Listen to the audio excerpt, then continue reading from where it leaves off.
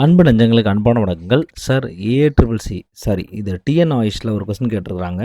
First round எந்த cut off வரைக்கும் எல்லாரும் அட்டெண்ட் பண்ணலாமா சார்? எல்லாருமே அட்டெண்ட் பண்ணலாமா? இல்ல அதுதான் ஸ்பெசிஃபிக் இது குடுத்துருக்காங்களா? அப்படின்னு நெறைய பேர் கேட்குறீங்க.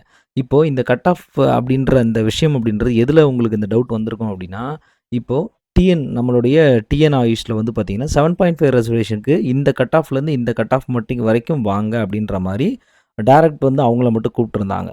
ஸோ அந்த கட் ஆஃப் அவங்க போய் அவங்க கவுன்சிலிங் அட்டெண்ட் பண்ணி இப்போ ரேங்க் லிஸ்ட்லாம் வந்துருச்சு. அவங்க அட்டெண்ட் பண்ணி யாரெல்லாம் அலாட்டட் அப்படின்னு ப்ரொவிஷனல் அலாட்மெண்ட் வந்து வந்துருச்சு. ரிசல்ட் வந்துருச்சு. ப்ளீஸ் அதையும் வெப்சைட்டில் செக் பண்ணிக்கங்க. சரி, இப்போ அதில கிடைக்காதவங்க என்ன பண்ணணும் அப்படின்னா, அவங்க 92.5 கவுன்சிலிங் ஜென்ரல் கவுன்சிலிங் வந்து தாராளமா அட்டெண்ட் பண்ணலாம் அப்படின்றதையும் அவங்க அதிலேயே சொல்லியிருந்தாங்க. சரி, இப்போ இதில அதாவது இப்போ நடக்கக்கூடியது அப்படின்றது it is a kind of online counselling. யாருனாலும் எத்தனை காலேஜ்னாலும் சூஸ் பண்ணலாம் அப்படின்றது தான் இதனுடைய ரூல் அப்படின்றதே. ஃபர்ஸ்ட் ரவுண்டில் நீங்கள் வந்து எந்த கட் ஆஃப் வரைக்கும் அட்டெண்ட் பண்ணலான்னு கேட்டால், அப்படி கட் ஆஃப் விதிவிலக்கு அப்படின்னு கிடையாது. 110 எடுத்தவங்களும் பண்ணலாம், 120 எடுத்தவங்களும் பண்ணலாம், 500 எடுத்தவங்களும் பண்ணலாம். ஸோ யாருனாலும் பண்ணலாம்.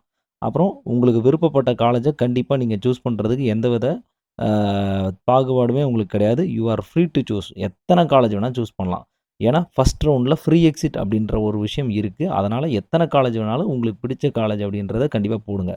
இதில ஒரே ஒரு விஷயம் என்னென்னா, இன்கேஸ் கிடச்சி பிடிக்கல அப்படின்னா வெளியே வந்துரலாம். ரைட். பட் என்னோட ஒப்பீனியன் நான் என்ன சொல்லுவேன் அப்படின்னா, எல்லா காலேஜும் போடுறத விட, நீங்க ப்ராப்பரா நான் இந்த காலேஜ்லாம் போக விரும்புறேன். எனக்கு ஒரு 10, 15 காலேஜ் நான் போட்டு விட போறேன் அப்படின்ற மாரி நினைக்கிறீங்க இல்லையா? ஸோ அப்படி நம்ம வந்து எப்பவுமே இது கேட்டகரைஸ் பண்ணணும். கம்ப்ளீட் கவர்மெண்ட் காலேஜஸ் நான் இதெல்லாம் போக விரும்புறேன். அதுக்கு அடுத்தது பிரைவேட் காலேஜஸ்ல என்ன ஆயுஷ்ல, என்ன கோர்சஸ்ல, எந்த டிஸ்ட்ரிக்ட்ல போக விரும்புறேன். அப்படி எழுதி வைங்க முதல்ல. ஸோ அப்போ எழுதி வச்சா தான் நம்ம என்ன மாரியான இன்ஸ்டிடியூட்ஸை ஃபர்ஸ்ட் ரவுண்டில் போடணும் அப்படின்றதுக்கு நமக்கு வந்து தெளிவு கிடைக்கும். ஸோ இப்போ நீங்கள் எக்ஸாம்பிள் ஃபர்ஸ்ட் ரவுண்ட்லேயே ஒரு 40 காலேஜ் செலக்ட் பண்ணிட்டீங்க. கண்டிப்பாக 40ல் ஏதோ ஒன்று அலாட் ஆகிடும். ஆனால் லாஸ்ட்டில் பார்த்தீங்கன்னா, அது வந்து ஏதோ ஒரு எங்கேயோ இருக்கிற பிரைவேட் காலேஜாக இருக்கும். ஸோ அந்த மாதிரி இல்லாமல் நாம ஏன் சூஸ் பண்ணுறோம், எதுக்காக சூஸ் பண்ணுறோம், அந்த லிஸ்ட் அந்த காலேஜ் நேமை எதுக்கு நம்ம அந்த இடத்துல என்ட்ரி பண்ணோம், அது நமக்கு தெரிந்த இடத்துல தான் இருக்கா, நமக்கு தெரிஞ்சவங்க யாராவது அங்கே இருக்காங்களா, இந்த மாதிரி பல்வேறு விஷயத்த நம்ம ஆலோசனை பண்ணிட்டு தான் அந்த காலேஜை வந்து நம்ம செலக்ட் பண்ணணும் அப்படின்ற விழிப்புணர்வை முதல்ல தெரிந்து கொள்ள வேண்டும்.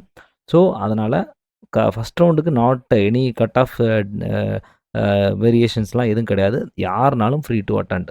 இதுதான் முக்கியமான ஒரு விஷயமா இருக்குது. அதுக்கப்புறம் இப்போ ஒரு சிலவங்க கேட்பாங்க, சார் ஆல் இண்டியாவுக்கு எப்போ நடக்கும், அல்லது கவர்மெண்ட் கோட்டாக்கு சரண்டர்ஸ்க்கு எப்போ நடக்கும் அப்படின்னு நிறைய பேர் கேட்பீங்க. அப்படி கிடையாது. இப்போ இந்த கவுன்சிலிங்கில் நீங்கள் சாய்ஸ் செலக்ட் பண்ணுவீங்கல்ல காலேஜ், அப்போ அதில் வந்து நீங்கள் ஆல்ரெடி எந்த இதுக்கு பே பண்ணியிருக்கீங்களோ அந்த மாதிரியான லிஸ்ட்டில் உள்ள கோட்டா சீட்ஸ் மட்டும் தான் உங்களுக்கு அவைலபிளாகும். அது டிஃபால்ட்டாகவே அது சாஃப்ட்வேர் சிஸ்டத்துலேயே அவங்க ஃப்ரேம் பண்ணியிருப்பாங்க. ஸோ நீங்கள் 3க்குமே பண்ணியிருக்கீங்க அப்படின்னா 3க்குமான சீட்ஸை நீங்கள் ஃபில் பண்ணுற மாதிரியான ஆப்ஷன்ஸ் அங்கே வந்து அவைலபிளாக விசிபிளாக இருக்கும். நீங்கள் 2க்கு இல்லை ஒன்லி கவர்மெண்ட் மட்டும் தான் பே பண்ணியிருக்கீங்கன்னா கவர்மெண்ட்டுக்கும் ஓசி சீட்ஸில் வரக்கூடிய இது உங்களோட கம்யூனிட்டி கோட்டாக்குள்ளே வரக்கூடிய சீட்ஸும் கூடவே உங்களுக்கு ஜென்ரலா உங்களுக்கு வந்து இப்போ இந்த கவர்மெண்ட் இல்லாமல் கவர்மெண்ட் காலேஜ் இல்லாமல் கவர்மெண்ட் சரண்டர் சீட்ஸும் அடிஷ்னலாக தெரியறதுக்கு வாய்ப்பு இருக்குது. ஸோ இதுதான் இந்த முறையில் தான் நடக்கும். இப்போ அலாட் ஆகிறது அப்படின்றது எப்பவுமே கட் ஆஃப் வைஸ் இது இப்போ நீங்கள் எல்லா டேட்டாவும் என்ட்ரி பண்ணிட்டீங்க. உங்களோட விருப்பத்தன்மையும் கொடுத்துட்டீங்க. இந்த விருப்பத்தன்மை எதுக்கு கொடுக்குறோம் அப்படின்னா, நம்ம யாரெல்லாம் நிறைய பேர் சும்மா வேண்டாம் அட்டெண்டே பண்ணாமல் இருப்பாங்க. ஸோ அப்படி நிறைய விஷயங்கள் இருக்கும். அதனால தான் புதுசாக சாய்ஸ் அப்படின்ற விஷயத்தை ஃபில் பண்ண சொல்கிறாங்க.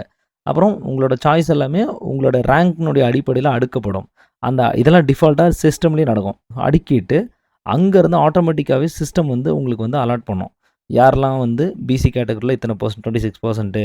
ஸோ இவங்களெல்லாம் ஃபஸ்ட்டில் இருக்கிற 100ல் நான் 26% எத்தனை பேர் பார்க்குறேன் அப்படின்ற மாதிரி அதுவே அலாட் பண்ணி செப்பரேட்டாக உங்களுக்கு வந்து சீட்டை வந்து அலாட் பண்ணி கொடுத்துட்டே இருக்கும். ஸோ இதுக்காக தான் இந்த எளிமையான இந்த சிஸ்டத்தை வந்து ப்ராப்பராக வந்து பயன்படுத்துகிறாங்க.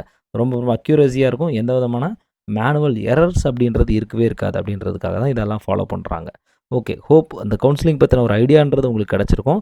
ஸோ ஃபஸ்ட் ரவுண்டுன்றது ஃப்ரீ எக்ஸிட் இருக்கிறதுனால எத்தனை வேணாலும் ஃபில் பண்ணலாம். பட் இருந்தாலும் இந்த காலேஜ் கிடச்சா கண்டிப்பாக போவேன் அப்படின்ற மாதிரியான ஆப்ஷன்ஸை ப்ராப்பராக வச்சுட்டு ஃபில் பண்ணுங்கள். இப்போ எக்ஸாம்பிள் ஒரு சிலவங்க, சார் நான் வந்துட்டு ஒரு 10 காலேஜ் ஃபில் பண்ணிட்டேன் சார், அதுவே டயர்டாக இருந்துச்சு, ஒவ்வொன்றா செலக்ட் பண்ணி கஷ்டமாக இருக்குது சார் அப்படின்ற மாதிரி சொல்லிவிட்டு மீதத்தை ஃபில் பண்ண விட்றாங்க. பட் ஆனால் கடைசியில் பார்த்தா 10மே கிடச்சிருக்காது. கடைசியில் பார்த்தீங்கன்னா உங்களுக்கு எந்த காலேஜுமே கட் ஆஃப் மார்க் நல்லாவே இருக்கும். 400, 410 இருப்பாங்க. ஆனால் கடைசியில் பார்த்தீங்கன்னா அந்த 10 காலேஜ் போட்டு 10 காலேஜ் மற்றது போடுறதுக்கு சோம்பேறி பண்ணப்பட்டு விட்டுருந்தா மற்ற காலேஜ் கண்டிப்பாக கிடைச்சிருக்காது. அப்போ நீங்கள் அந்த 10 காலேஜ் கிடைக்கலன்ட்டு அந்த ஆப்ஷனையும் மீத உள்ள காலேஜ் 40 காலேஜையும் அப்படியே நம்ம வந்து ஆப்ஷனில் ஒதுக்கி விடுற மாதிரி ஆகிடும்.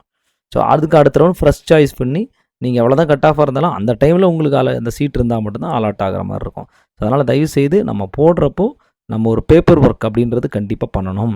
ஸோ தயவுசெய்து பேப்பர் ஒர்க் பண்ணி என்னென்ன இன்ஸ்டியூட்ஸ் இருக்குது, என் டிஸ்ட்ரிக்டில் என்ன இருக்குது, என் அருகாமையில் என்ன இருக்குது, எனக்கு கவர்மெண்ட் காலேஜ் கிடச்சா நான் எந்த டிஸ்ட்ரிக்டில் உள்ள கவர்மெண்ட் காலேஜ் அட்டன் பண்ணுவேன், அல்லது வேறு கோர்ஸில் என்ன மாதிரியான கவர்மெண்ட் காலேஜஸ் நான் எதிர்பார்க்குறேன் அப்படின்ற பிளானை இன்னையிலேருந்து பண்ண ஆரம்பிங்க. ஸோ பண்ண ஆரம்பித்தா நமக்கு அந்த கவுன்சிலிங் ரவுண்ட் 1 ஸ்டார்ட் ஆகிறப்போ நமக்கு வந்து எளிமையாகவும் ஈஸியாக இருக்கும் அப்படின்றத என்றைக்கும் மறந்துட வேண்டாம். ஸோ ப்ராப்பராக பண்ணுங்கள். பி அவர் அப்படின்ற விஷயத்தை மட்டும் மைண்டில் வச்சுங்க. இன்னொரு வீடியோவில் சந்திப்போம். நன்றி, வணக்கம்.